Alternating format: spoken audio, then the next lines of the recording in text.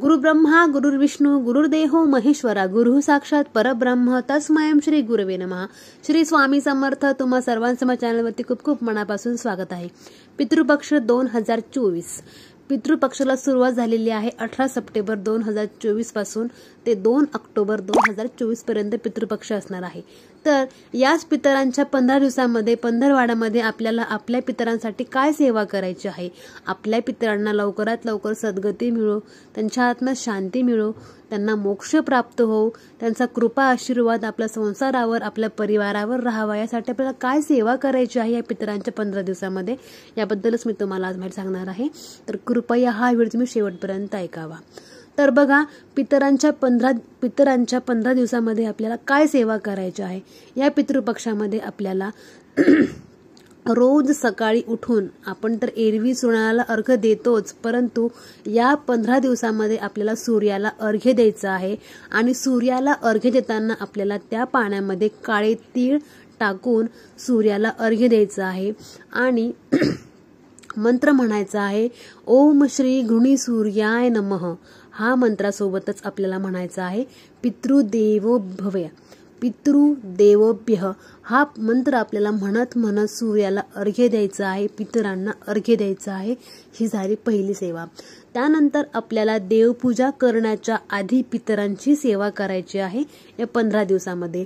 म्हणजेच काय, तर आपल्याकडे नित्यसेवेचं पुस्तक असेलच तर त्या नित्यसेवेच्या पुस्तकामध्ये सेवा पितरांची या विभागामध्ये पितृस्तोत्र आहे। ते पितृस्तोत्राचं आपल्याला 15 दिवस रोज पठण करायचं आहे।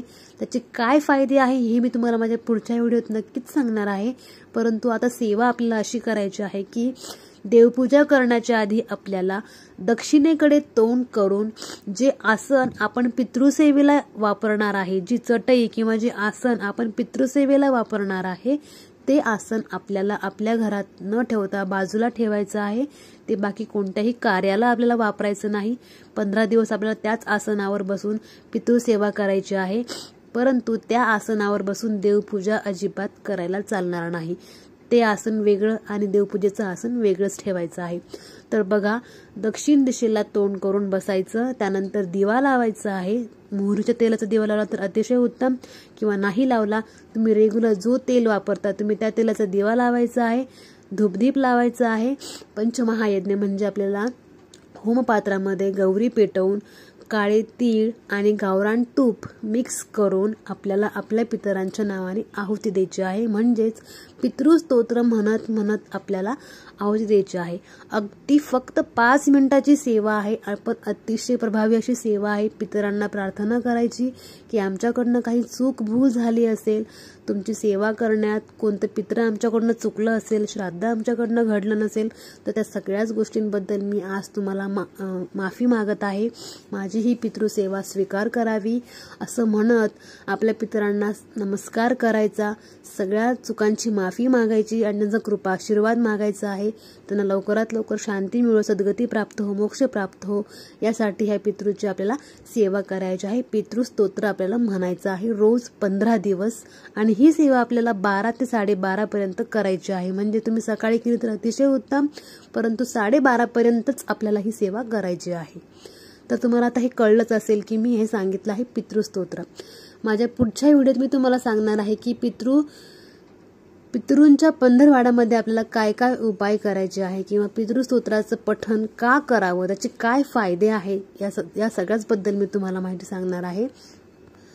तसंच पितरांच्या स्मरणात आपल्याला या 15 दिवसांमध्ये जेवढं जास्त होईल तेवढं जास्त आपल्याला दान धर्म करायचा आहे पितरांच्या स्मरणार्थ। गोरगरिबांना तुम्ही अन्नदान करा, तुमच्या घरातील चांगले कपडे असतील ते शिवून व्यवस्थित स्वच्छ करून दान करा, किंवा नवीन घेऊन दान केले, तुमच्या ऐपतीप्रमाणे तुम्हाला दान करायचं आहे। आणि रोज सायंकाळी पंचमहायज्ञ तर करायचाच आहे, नेहमी तर करायलाच पाहिजे।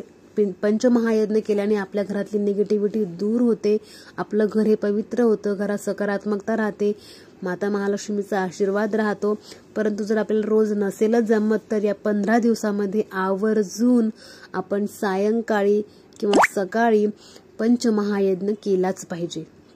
बघा, ह्या सेवा तुम्ही या पितृपक्षामध्ये करायची आहे।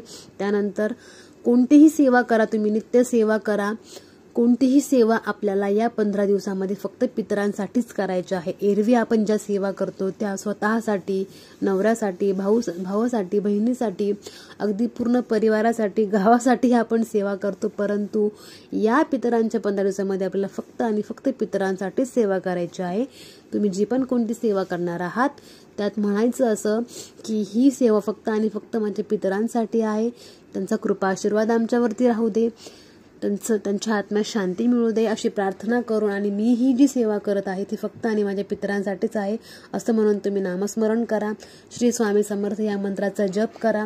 तुम्ही जी पण कोणती नित्य सेवा करणार आहे, जसं की आता पुरुष सूक्त म्हणणार आहे, व्यंकटेश स्तोत्र म्हणणार आहे, जी काही तुम्ही रोजची नित्य सेवा करता त्याच्यामध्ये तुम्ही या सगळ्यात पितरांसाठीच ह्या सेवा करायच्या आहे.